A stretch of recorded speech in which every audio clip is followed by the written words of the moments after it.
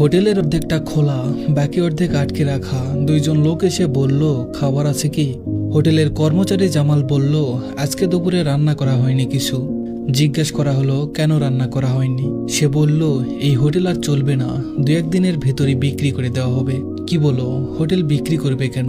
জামাল বলল, মহাজনের বইয়ের জটিল একটা রোগ হয়েছে, সেই রোগে অনেক টাকা খরচ হয়েছে। তার যে জমানো টাকা ছিল সব শেষ, আর হোটেলে এখন এত বাকি টাকা রয়ে গেছে, কেউ টাকা দিচ্ছে না, তাই মহাজন হোটেল বিক্রি করে দিবে।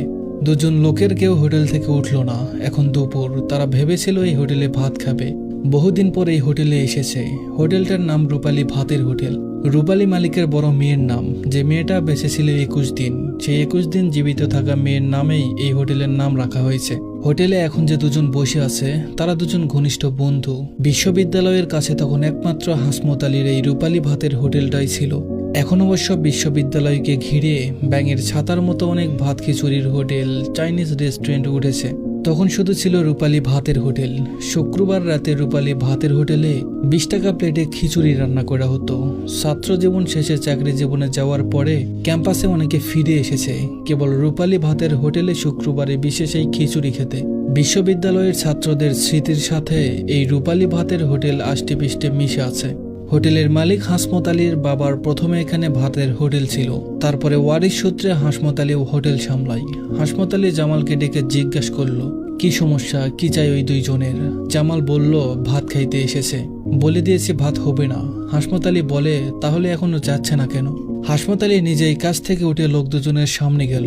হাসমত আলী বলল, আসলে আমার হোটেল বিক্রি করা হবে, তাই ভাত হবে না, আপনারা অন্য কোনো হোটেলে চলে যান।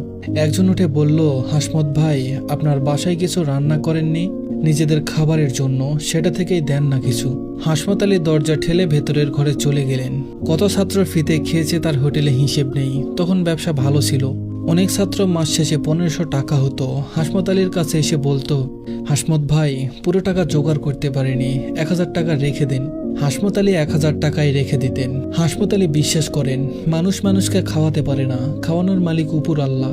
আর এই ছাত্ররা একদিন দেশ সামলাবে, তাদের খাওয়ালে ক্ষতি নেই। হাসমত আলী সারা জীবন মানুষকে খাওয়ালেন। আজকে হোটেল বন্ধ করার দিন অন্তত এই দুজনকে ফিরিয়ে দেওয়া উচিত হবে না। ঘরের ভিতরে এসে দেখলো পাতিলে লাউ শাক আর কই মাছ রান্না করা। হাসমত আলী কই মাছ আর লাউ শাক দিয়ে দুজনকে ভাত দিলেন।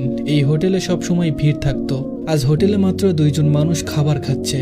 হাসমত আলী এই দৃশ্যটা ভীষণ মন দিয়ে দেখলেন। কয়েকদিনের ভেতরে হয়তো হোটেলটা বিক্রি হয়ে যাবে।